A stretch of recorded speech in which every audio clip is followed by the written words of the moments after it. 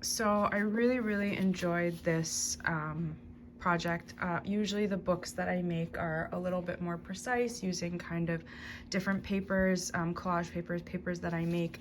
This was using a Barnes & Noble bag, I left all of the print on it, and I call this one my Lone Wolf book.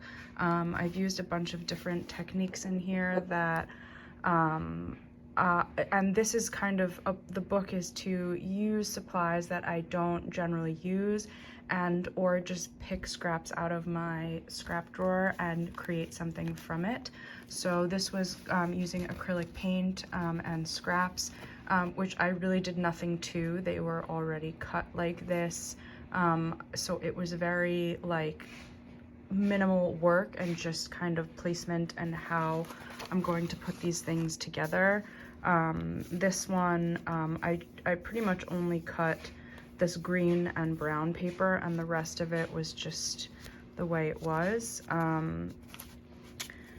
And putting just different things together, different scraps, stickers, old swatches. I'm really not being precious about any of this stuff.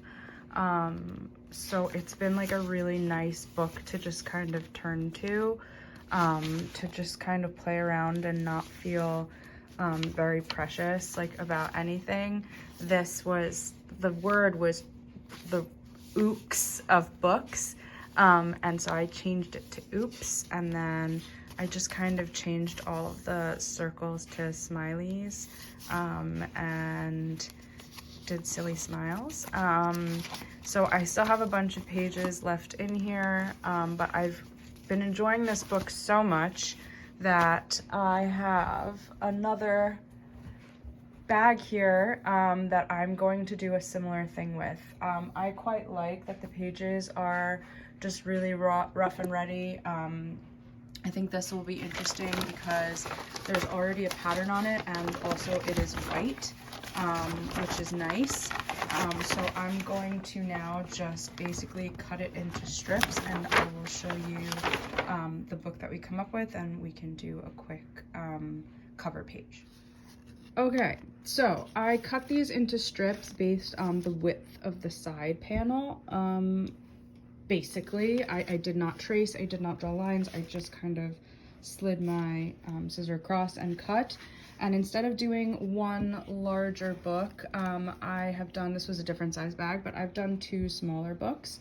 I basically just line up the edges and then cut, and then whatever is kind of extra or needs some trimming up, I have trimmed up. There's still a little bit, obviously, of some, you know, ragged edges and places where the paper is not exactly the same size, so each page is really different.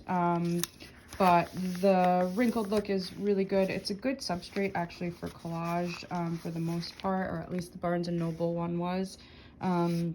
So now I'm just gonna do a quick 2-hole bind to keep the pages together, and then we can get started. I'm thinking maybe this will be the cover, just so that we can kind of keep some of the cool graphics and see where we go. Okay, so just a few short minutes later, my books are bound. I always like to kind of do a double binding and start on the outside just so that it's extra secure. So I do wrap the string around twice. So it's just kind of, I don't know, a 2-hole binding is simple, but to double bind it kind of makes it more secure. And I leave the knot on the outside so that it doesn't bother me when I'm sketching in pages that there's like a knot sticking up in the middle. So I've trimmed the edges just a teeny bit, but as you can see, they're all still just paper bag. I think this is actually going to make a really nice kind of thing to play around with and see how we go. This one as well has most of the, I may straighten it up, you can see how crooked that one is, but just a whole bunch of these cool, you know, little dots that are, or I don't know, rounded squares from the print that are kind of cool to see. And we've got some thinner places, so I'll know that I need to kind of thicken that up, whether it's with collage or acrylic or something else. So these are both now some quick new junk journals, or I don't know, art books, or whatever you want to call them, that that I can work on. So yeah. So this is the cover I ended up making for this funky paper bag book. Really, I just kind of Zen-tangled with black ink marker what was already on the bag, so it looks kind of squiggly and fun. It didn't take very long at all. And then I've added an old watercolor swatch sheet. I cut out 8 of the squares, and then I have written on it in black ink, "Make Arts."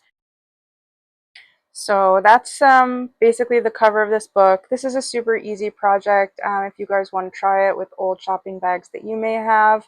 I hope that you enjoyed this video. Thank you for joining me, and I hope you guys have a great day.